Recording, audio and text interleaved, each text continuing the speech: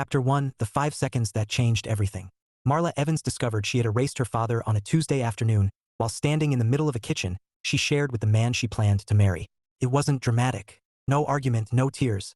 Just the dull hum of the refrigerator, the clink of ceramic as her fiancé set his coffee mug down, and the casual question that landed like a dropped plate. "So," he said, scrolling through a venue email on his phone. "When do you want to reach out to your dad?" Marla froze with one sock halfway onto her foot. "My dad?" she repeated, buying time. He looked up, smiling gently, the way he always did when he thought they were aligned. "Yeah, before we send invitations. I'd really like to meet him." Her mouth opened, closed. She slid the sock on with unnecessary care. "I don't know," she said. "We can talk about it later."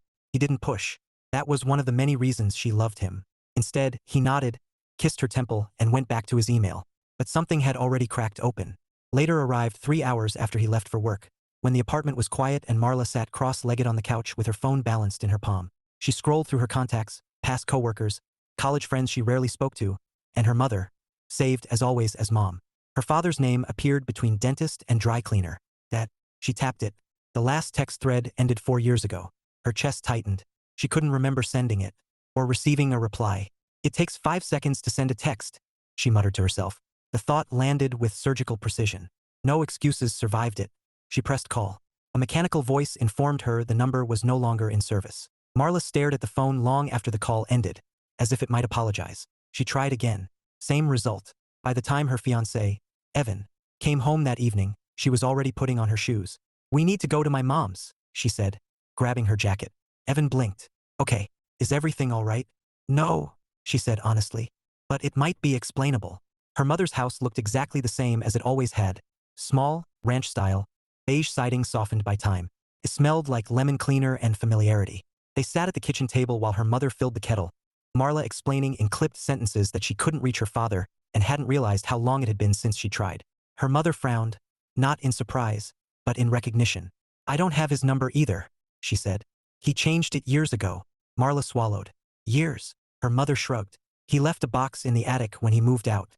I meant to give it to you, but life." Evan was already standing. "I'll get it." He returned dusty and triumphant, carrying a worn cardboard box that looked heavier than it should have been. They opened it together. Inside were folders, photographs, a handful of small objects wrapped carefully in cloth. Evan reached for a dark blue case. When he opened it, his breath caught. "What?" Marla asked. He turned it toward her. The Purple Heart lay inside, solemn and unmistakable. That's given to soldiers wounded in combat," Evan said quietly. Marla shook her head. "That's not possible." He opened the second box. A bronze star for valor. Evan stood abruptly, chair scraping the floor. "Marla," he said, voice thick with awe. "Your father is a genuine hero." Her mother sat down slowly. "That's why we divorced," she said. "I couldn't live with the waiting, the fear." The story unfolded then, not dramatically but honestly. Deployment, injury, hospital, divorce papers filed while he was overseas. A man returning home to find his life dismantled. Marla felt something inside her shift, not shatter, but realign. All those weekends, all that distance. It hadn't been disinterest, it had been war. That night, lying in bed beside Evan, Marla stared at the ceiling. "I thought he left," she whispered. Evan turned toward her. "He didn't." She nodded, tears finally slipping free. "I left." She made the decision before morning. She was going to find her father. And this time, she wouldn't let 5 seconds stand in the way. Chapter 2: Temporary is a Learned Language. Marla woke up with the sensation that something had been set in motion without her permission. She lay still, staring at the pale ceiling fan above their bed as it turned with lazy persistence. Evan was already awake beside her, propped on one elbow, watching her with a softness that made her chest ache. "You're thinking loudly," he said. "I didn't know that was a thing." "It is when your forehead does that thing." She frowned. "What thing?" He reached out and smoothed the space between her eyebrows with his thumb. "That one." Marla sighed and rolled onto her side. "I feel like my entire childhood just got retconned." Evan smiled despite himself. "That's one way to put it." They lay there for a moment, sunlight inching across the comforter. Finally, Evan spoke again, more carefully this time. "I want to say something, and you can tell me if it's too much." Marla nodded. "I never thought your dad didn't matter to you," he said. "I thought he mattered so much that it hurt to talk about him." She swallowed. "I think I thought that too." That earned her a quiet laugh from him. "You're allowed to be wrong about yourself sometimes." She pressed her forehead into his chest. "I'm very good at being wrong about myself." They didn't stay in bed long. Life, as it turned out, did not pause for emotional revelations. By 10 o'clock they were at the dining table, laptops open, wedding spreadsheets glowing with merciless cheer. They weren't planning anything extravagant. No ice sculptures, no doves, no choreographed dances. Just people they loved, food that tasted like something, and the lake house that smelled like pine and old books and summers that refused to be forgotten. And yet, how is a chair rental more than my first car? Marla demanded. Evan leaned over. Was your first car free? Yes, but that's not the point. They went back and forth like that, bickering amiably, until Evan cleared his throat. So, he said, about invitations. Marla's fingers stilled on the trackpad. We don't have to decide anything today, he added quickly.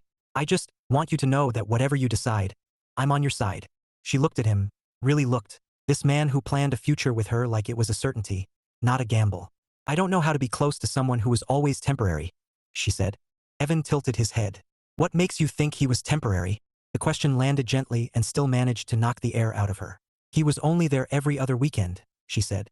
Then school breaks. Then holidays if schedules worked out. Everything with him had an expiration date. Evan considered that. That sounds like someone who kept showing up even when it was hard. Marla scoffed. You saw the medals. He was brave in war. That doesn't automatically make him good at being a dad. No, Evan agreed. But neither does absence automatically mean he didn't want to be. Marla pushed back from the table and stood. She paced the length of the living room, hands tangled in her hair. I learned how to leave without meaning to, she said suddenly. I learned how to drift. Evan stayed seated, watching her. That doesn't sound like a failure. It sounds like adaptation. She stopped pacing. Why are you so calm about this? He smiled. Because I'm not the one whose reality just did a somersault. That afternoon, Marla drove alone. She didn't tell Evan where she was going because she didn't fully know herself. She ended up at a coffee shop she hadn't visited since college, the kind with mismatched furniture and a chalkboard menu that assumed you knew what a cour de deux was. She ordered one anyway. Sitting by the window, she pulled out her phone and opened a blank note. Things I know about my father. The list stayed empty longer than she liked. She wrote, he limps slightly. Then he likes his coffee black. Then stopped. The barista brought her drink. You okay? The woman asked. Marla smiled thinly. Define okay. That night, Evan made pasta from scratch. A thing he did when he needed his hands busy. Tomorrow, Marla said, watching him knead dough. I'm going to start looking for him. Evan nodded. I figured. You don't think I'm overreacting? He shook his head. I think you're reacting to something that's been waiting a long time. She leaned against the counter. What if he doesn't want to be found? Evan dusted flour from his hands and turned to her. Then you'll know. And knowing is better than wondering forever. She exhaled. You're annoyingly reasonable. He grinned. You love it. Later, as they ate, Marla realized something else had shifted. The idea of permanence, marriage, shared finances, a future that extended past the next milestone, had always made her subtly anxious. She'd never named it, just a vague sense that things ended eventually. But watching Evan across the table, flour still in his hair, she felt something new. Temporary, she realized, was a language she'd learned. Not one she had to keep speaking. She reached across the table and took his hand. Thank you, she said. For what? For wanting to meet my dad. Evan squeezed her fingers. He made you. I wanted to know the man responsible. Marla laughed, a sound that surprised them both. Tomorrow she would start searching. But tonight, she let herself stay. Chapter 3, Paper Trails and Wrong Turns. Marla discovered very quickly that finding a person who did not want, or perhaps no longer expected, to be found required a different kind of stamina than she was used to. It was not dramatic stamina. There were no car chases or shouted names down rain-soaked streets. It was the stamina of hold music, of forms that wanted information she did not have, of polite voices telling her they couldn't help her without a middle initial or a date that existed only in memory. She started where logic told her to start, the internet. At the dining table, laptop open, she typed her father's name into a search engine and was immediately confronted with the staggering audacity of how common it was. Pages of results bloomed: dentists, contractors, a high school football coach in Ohio. None of them were her dad. She tried narrowing it. City names, old addresses, even army. Nothing solid. Evan hovered nearby, pretending not to hover by busying himself with dishes that were already clean. Anything? He asked casually for the third time. Marla didn't look up. I've learned that my father shares a name with at least 4 men who sell used cars and one guy who writes extremely aggressive opinion pieces about lawn care. That feels on brand somehow. She snorted despite herself. By mid-morning, she'd moved on to phone calls. The Veterans Affairs office was polite, firm, and entirely unhelpful without authorization she didn't have. Her mother, when called again, provided what she could. The name of the base he'd been stationed at years ago, the approximate date of his discharge, and an apologetic silence when Marla asked why she hadn't pushed harder to keep him in her life. You were little, her mother said, and I was tired. Marla understood that more than she wanted to. The first Real lead came from a clerk at the county records office who sounded like she'd been bored for at least a decade. If he owns property, the woman said, there'll be a record. Marla straightened. He might. He liked fixing things. Then start there, honey. An hour later, Marla was squinting at a scanned deed for a small house 2 counties over. The name matched. The middle initial did too. Her heart kicked. She printed the page, hands trembling just enough to annoy her. Evan appeared behind her, reading over her shoulder. Is that him? I don't know, she said. But it could be. That's better than yesterday. They drove that afternoon. The house sat on a quiet street with trees that looked like they'd been planted on purpose. Modest, neat, a little weathered. Marla parked across the street and stared. This feels invasive, she said. Evan nodded. Do you want me to come with you? She shook her head. Not yet. She got out of the car and walked closer, heart hammering as she studied the porch. The door. The small wind chime that rang softly in the breeze. She raised her hand to knock. The door opened before her knuckles touched wood. The man standing there was not her father. He was younger, broader, confused.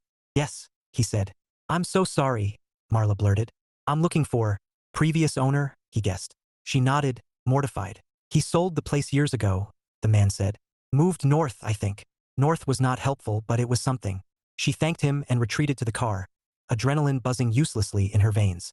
Evan didn't say I told you so. He just handed her a bottle of water. That was brave, he said. It was premature, she corrected. Still brave. They ate drive-through burgers in the car, grease-stained napkins crumpled between them. The search temporarily stalled. What if he changed his name? Marla said suddenly. Evan paused mid-bite. That's not impossible. I don't even know if I'd recognize him, she admitted. I only remember him as older than me, not old. Evan smiled gently. That's how time works. They laughed, but the uncertainty lingered. That night, Marla dug through the box again. Deeper this time. Under the metals, beneath the folders, she found a folded piece of paper tucked into the lining. A discharge document. At the bottom, nearly faded, was an address. Her breath caught. Evan, she called. He came quickly. That's recent, he said after reading it. At least more recent than the house. The address was 2 hours away. They didn't debate it. They left early the next morning, the sun barely awake. As the city thinned into open road, Marla felt a strange mix of dread and determination. What if I freeze? She asked. Then I'll be there, Evan said. But I think you won't. They reached the address just after noon. It wasn't a house. It was a community center. Marla stared at the sign, Veterans Resource and Outreach. Her chest tightened, not with disappointment, but recognition. Inside, the air smelled like coffee and old paper. Bulletin boards crowded the walls, layered with flyers and handwritten notes. A woman at the desk smiled. Can I help you? Marla swallowed. I'm looking for someone. She said his name. The woman's expression softened. You just missed him. Marla's heart dropped. Missed him? He volunteers Tuesdays and Thursdays, the woman said. Left about 20 minutes ago. 20 minutes. Marla pressed her hand to the counter to steady herself. Do you know where he went? Evan asked gently. The woman hesitated, then nodded toward the door. He usually walks to the park, just down the street. Marla didn't thank her. She didn't think to. She was already moving. They stepped back into the sunlight, scanning the sidewalk. At the end of the block, a man walked slowly, favoring one leg. Marla stopped. There he was, older, grayer, still unmistakably her father. Her heart pounded, but her feet stayed planted. Evan squeezed her hand. Go, he said. She did. Not running, not hesitating, just forward. For the first time in her life, she didn't let the moment end before it began. Chapter 4, The Man in the Other Chair. Marla closed the distance between them with the uneasy awareness that every step was irreversible. Her father walked at a measured pace, hands clasped loosely behind his back, shoulders slightly rounded. Not from age exactly, but from a lifetime of carrying weight that never quite set down. He wore a faded baseball cap and a windbreaker zipped halfway, the fabric whispering with each step. From behind, he looked almost ordinary, like any man headed nowhere in particular on a weekday afternoon. Dad, she said. The word felt foreign in her mouth, like a language she'd once spoken fluently but hadn't practiced in years. He stopped. Slowly, carefully, he turned. Marla had prepared herself for the physical differences.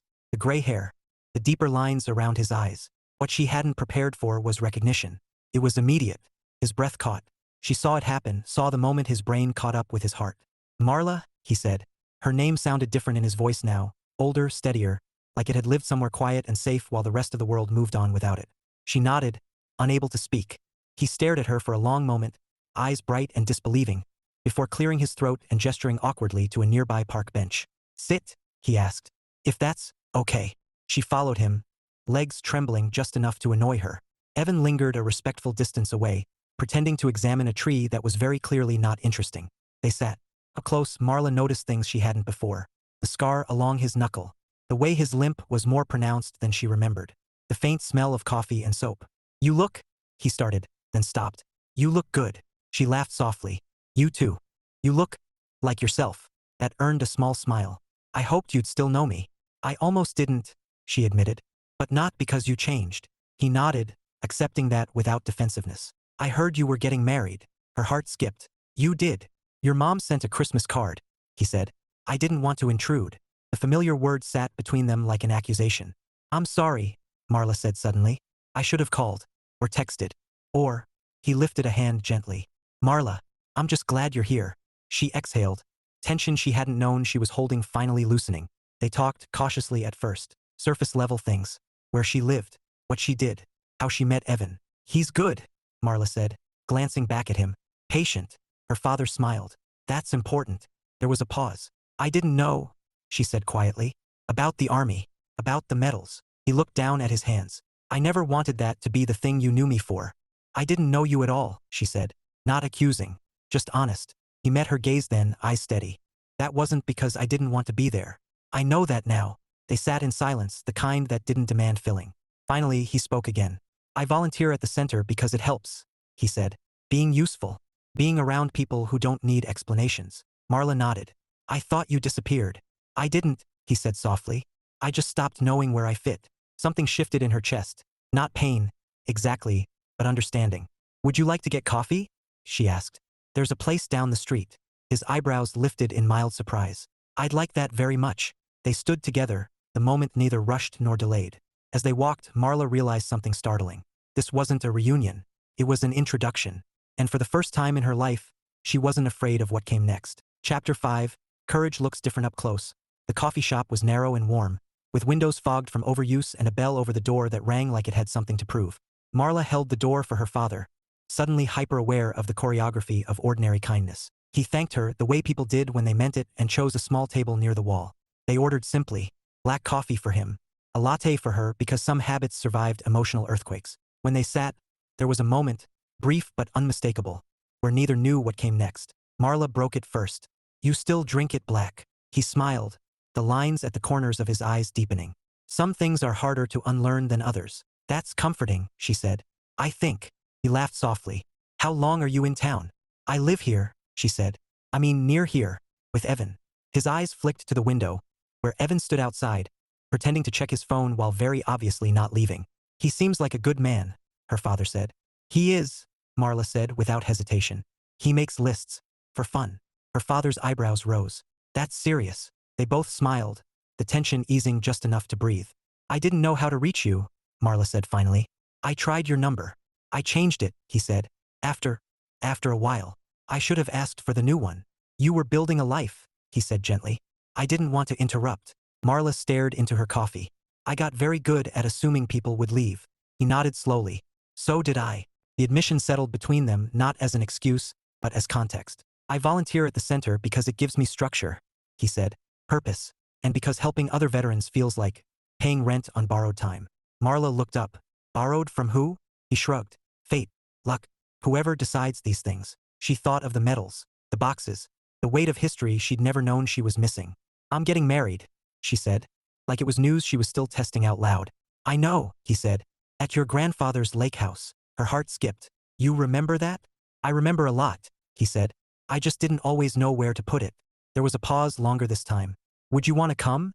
she asked. The question hovered, fragile and brave. He didn't answer right away. He took a sip of coffee, set the cup down carefully. "I would," he said. "But only if you're sure." She nodded, tears pricking unexpectedly. "I am." He reached across the table, hesitated, then rested his hand over hers. It was warm, solid. "Thank you," he said. Outside, Evan finally gave up on pretending and came in, sheepish but smiling. "Sorry," he said. "I didn't mean to eavesdrop." Her father stood, offering his hand. "I'm glad you're here." They shook, the moment earnest and unforced. "I've heard good things," Evan said. Marla laughed. "From me. Constantly." Her father smiled at that. As they left together, Marla realized something quietly miraculous. Courage, she thought, didn't always look like medals. Sometimes it looked like staying. And sometimes, finally, it looked like coming back. Chapter 6, Inheritance. They met again 2 days later, deliberately this time. Marla suggested lunch. Her father suggested a diner he liked because they didn't rush you out and the coffee was honest about what it was. Evan offered to come, then just as easily offered not to. Marla chose alone, not out of exclusion but curiosity. She wanted to know who her father was without translation. The diner smelled like butter and grilled onions and the kind of nostalgia that didn't bother pretending it was sophisticated. Her father was already there when she arrived, seated in a booth by the window, hands folded around a chipped mug. "You're early," she said, sliding in across from him. "I like to be prepared," he said. "Old habit." She smiled. "Army. Life," he corrected gently. They ordered.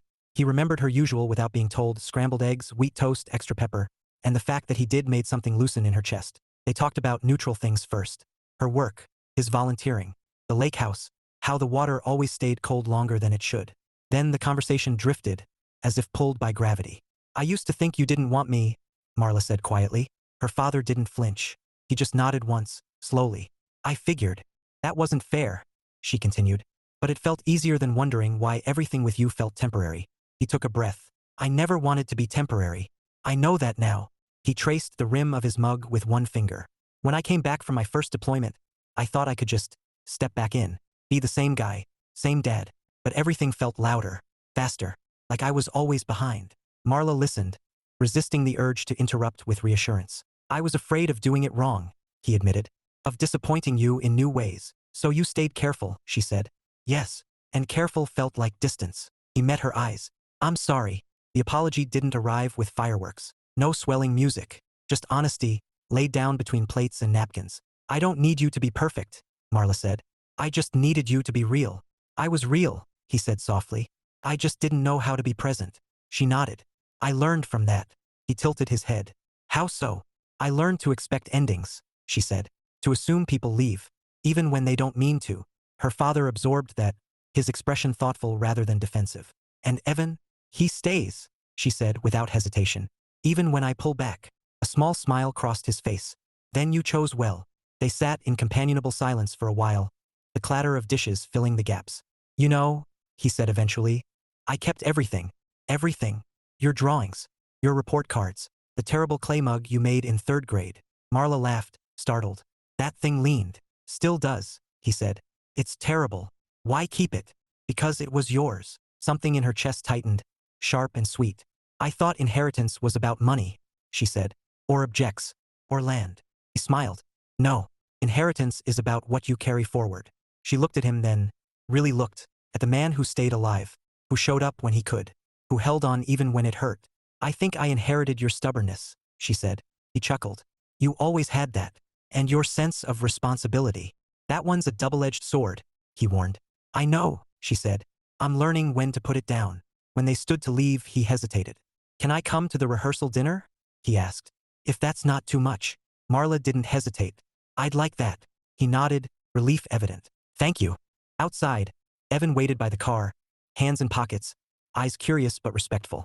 Her father shook his hand again, this time more easily. Marla slid into the passenger seat and closed the door, watching her father walk back toward his car. Still limping, still steady. As Evan pulled away, he glanced at her. "How was it?" Marla smiled, something settled and solid in her chest. "I found out what I carry," she said. "And it's heavier than I thought," she said. "But it's mine, and I don't want to drop it anymore." Evan reached over and squeezed her hand. For the first time, Marla didn't feel like she was bracing for loss. She felt like she was building something that could last. Chapter 7, The Weight of Invitations. The guest list became a problem Marla hadn't anticipated. Not because of numbers but because of gravity. Names on a spreadsheet had weight now. Every line carried a story, a history, a version of herself that existed at some point and had not entirely disappeared just because she'd moved on. She stared at the screen while Evan sat across from her at the dining table, chewing thoughtfully on the end of a pen. "Okay," he said. "We need to talk about the wild cards." Marla didn't look up. "I hate that phrase." "You married a man who makes lists," he reminded her. This was inevitable. She smiled despite herself. "Fine. Wild cards." He tapped the laptop gently. "Your dad." There it was. Simple. Unavoidable. "He's coming," she said. Evan's eyebrows lifted. Not in surprise, but interest. "To the wedding?" "Yes. And the rehearsal dinner." Evan nodded slowly. "Okay." That was it. No pause. No qualifier. Marla finally looked at him. "That's all you're going to say?" He He shrugged. I trust you. The ease of it unsettled her more than resistance would have. I don't know how to introduce him, she admitted, to people who've known me my whole life, to friends who assume he doesn't exist. Evan leaned back in his chair. You don't owe anyone a thesis. It feels like I do. Why? Because I disappeared him first, she said. Then he disappeared for real. Evan stood and walked around the table, resting his hands on her shoulders. Marla, people don't need the whole story. They just need to know he matters to you. She exhaled. He does. That night, she called her mother. I want to tell you something before you hear it from someone else, Marla said. Her mother was quiet for a moment. You found him? Yes. Another pause. Then, I'm glad. Marla blinked. You are? Yes, her mother said. I worried you'd blame him forever. Or me. I don't, Marla said. I just needed time. Her mother sighed. So did I.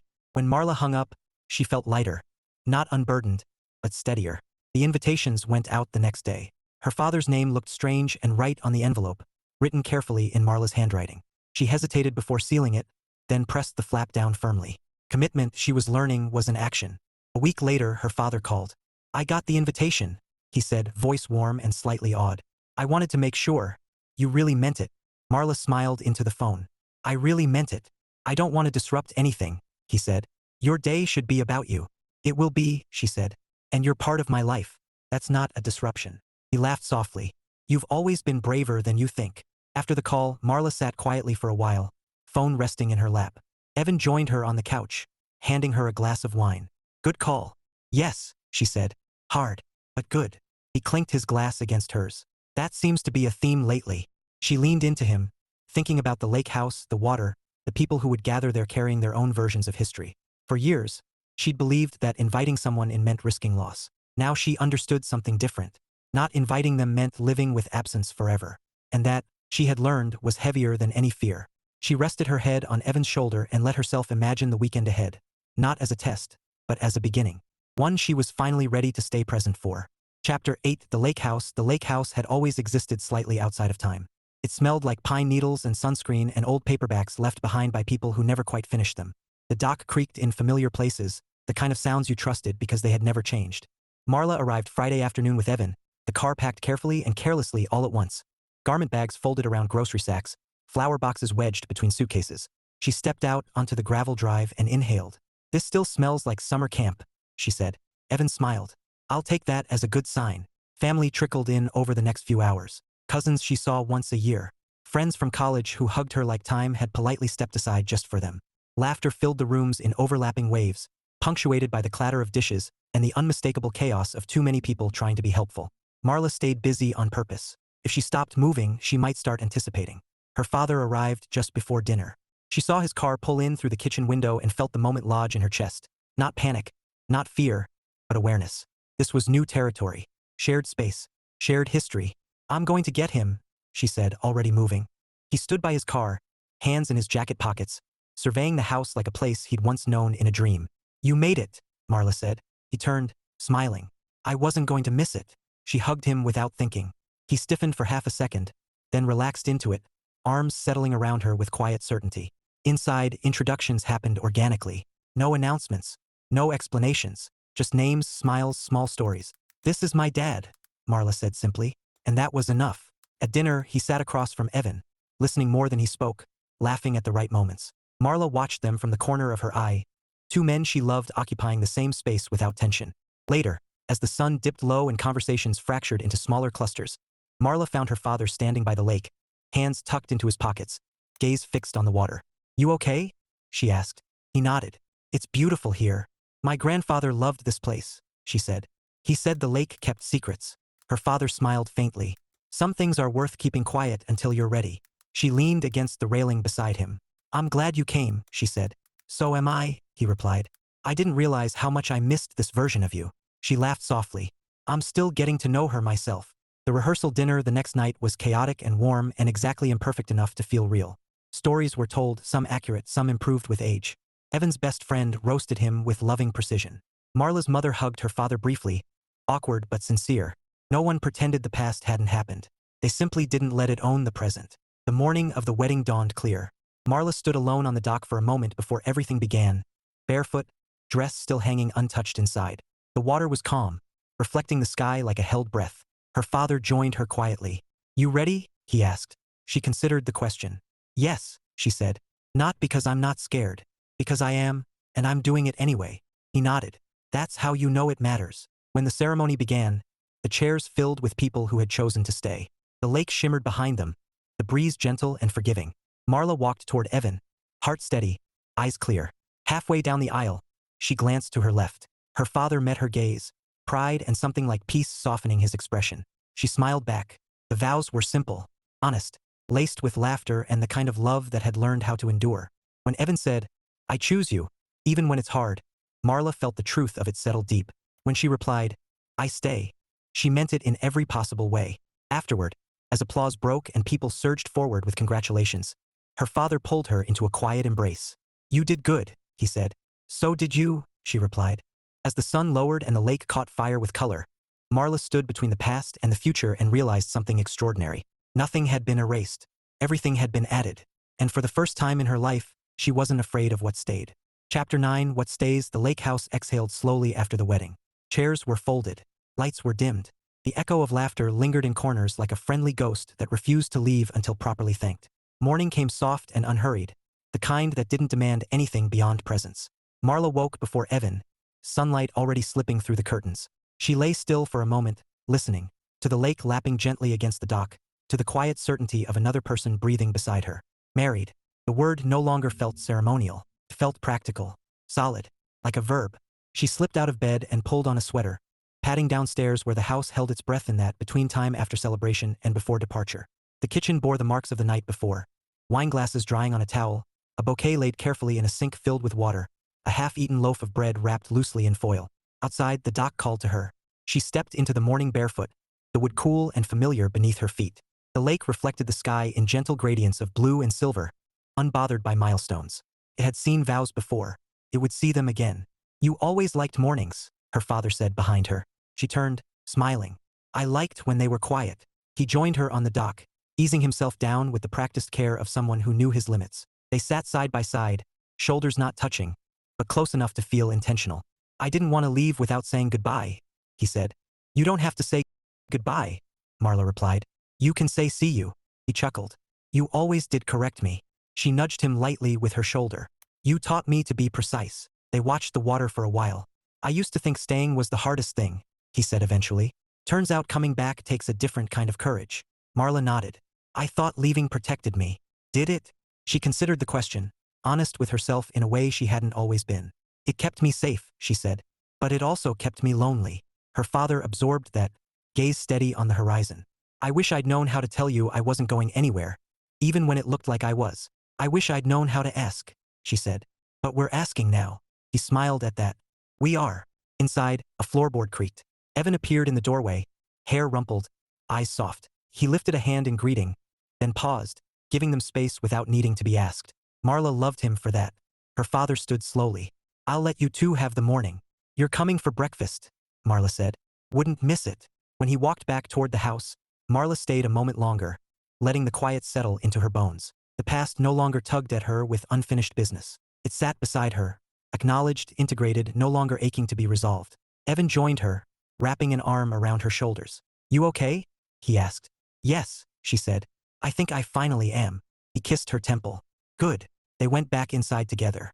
Breakfast was easy. Laughter came without effort. Her mother left mid-morning, hugging Marla tightly and squeezing her father's hand with a sincerity that didn't ask for forgiveness. Only peace. Friends drifted out in ones and twos, waving from car windows, already returning to their own lives with something new tucked quietly into their memory. By noon, it was just Marla, Evan, and her father. They packed leftovers into mismatched containers. Evan labeled them meticulously. Her father teased him for it. Evan accepted the teasing like a compliment. At the door, her father paused. I don't know what this looks like going forward, he said, but I want to try. If you do. Marla didn't hesitate. I do. He nodded, emotion flickering briefly across his face before settling. Then we'll figure it out. After he left, the house felt different. Not emptier, but complete. Evan closed the door and turned to her. So, he said, hands on his hips. Wife. She laughed. Husband. They stood there for a moment, the ordinary enormity of it sinking in. What now? He asked. Marla looked around the lake house, at the evidence of love and effort and time well spent. She thought about 5 seconds. About texts unsent and questions unasked. About all the moments that slipped by quietly when she wasn't paying attention. Now, she said, we keep choosing to stay. Evan smiled. I'm good at that. I know, she said. I married you for it. They locked up the house together, the final click of the door echoing softly, not as an ending, but as punctuation. As they drove away, Marla glanced once more at the lake in the rearview mirror. Nothing had been repaired. Nothing had been undone. But everything that mattered had been named, invited, and held. And this time, finally, she knew what stayed.